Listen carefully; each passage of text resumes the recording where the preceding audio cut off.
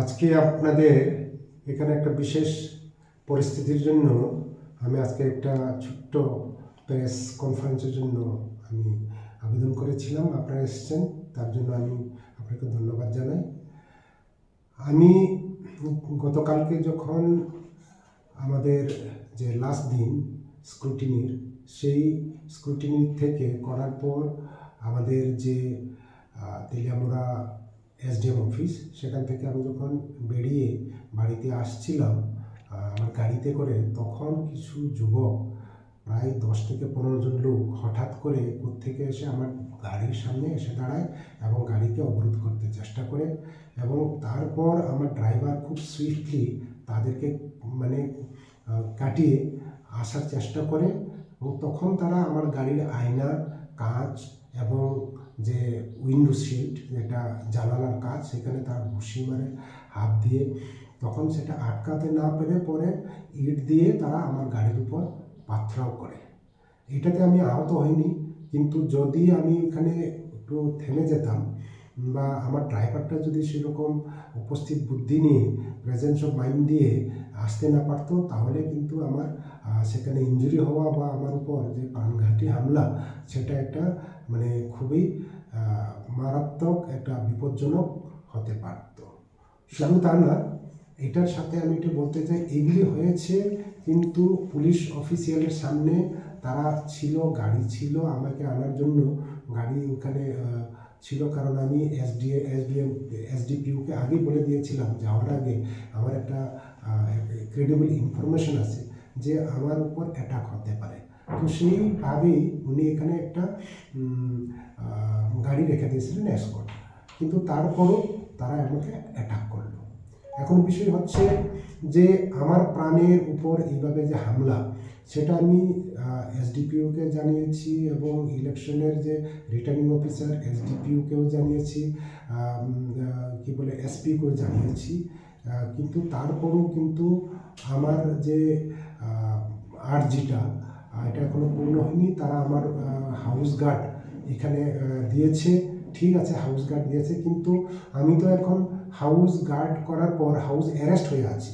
আমি এখন এই ঘর থেকে বেরোতে পারছি না, কারণ বেরোতে গেলেই তারা আমাকে অ্যাটাক করবে। আমি আমার ঘরে সুরক্ষিত আছি, কিন্তু আমার ঘরের বাইরে গেলে তারা যে কোনো সময় আমাকে অ্যাটাক করতে পারে।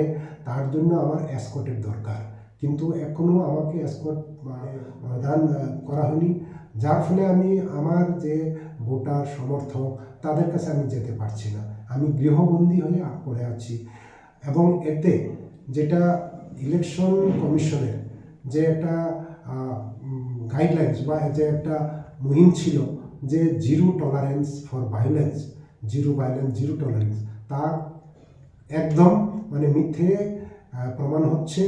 এবং এতে যে নির্বিবাদে, যেটা বিনা ডর ভয়, ফ্রি অফ ফিয়ার অ্যান্ড ভায়োলেন্সে যে ভোট দেওয়া, সেটা কি করে সম্ভব হবে? যেখানে একজন যে নির্দল প্রার্থী, সেই প্রচার করার জন্য যেতে পারছে না, ভয়ে আতঙ্কে ঘরে গৃহবন্দী হয়ে আসছে। তাহলে আমরা কি করে বুঝতে পারবো যে আমরা নির্বিবাদে বা বিনা ভয় ডরে আমরা ভোট দিতে পারবো? তার জন্য আমি আপনাদের মাধ্যমে প্রশাসনের দৃষ্টি আকর্ষণ করছি। সাথে সাথে আমার উপর প্রেশার আসছে, আমাকে আমার যে নির্দল প্রার্থীরূপে আমি যে মনোনয়নপত্র জমা করেছি, তাকে উইথড্র করার জন্য বিভিন্ন মহল থেকে প্রেশার আসছে।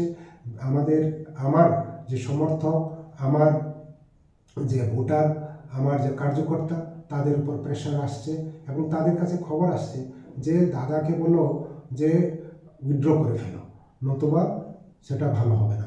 এইরকমভাবে একটা বিভিন্ন তরফ থেকে আসছে এবং এতে করে আমি আরও আতঙ্কে আসছি। এই অবস্থায় আমাকে যদি একটা সিকিউরিটি কাভারেজ না দেওয়া হয়, তাহলে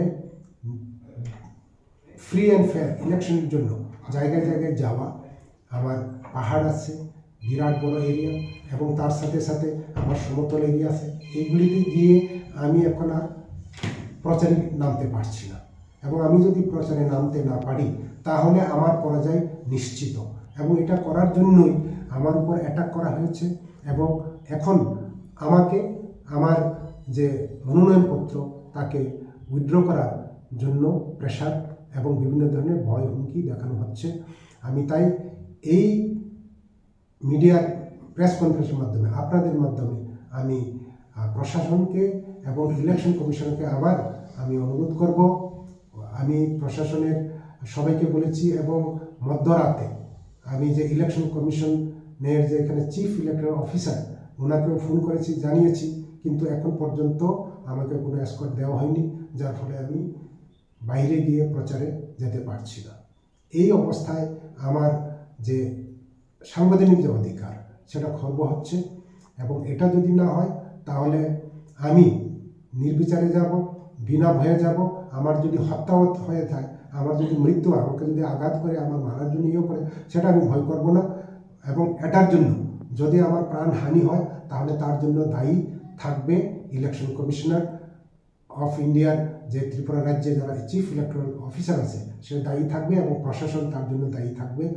এবং আমি আজকে ইমিডিয়েটলি আমি ওইটাই বলতে চাই, আপনারা আছেন তার সাক্ষী, আমি বলে দিচ্ছি আমি যাব, আমি ভয় করি না, মৃত্যুর জন্য ভয় করি না।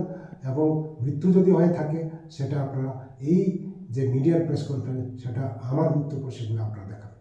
আমি এটাই বলে আমার সংক্ষিপ্ত যে প্রেস কনফারেন্সের মিটিংটা শেষ করছি। স্যার, পত্র বা নমিনেশন এটা তুলে নেওয়ার জন্য হুমকি কে বা কারা দিতে পারেন?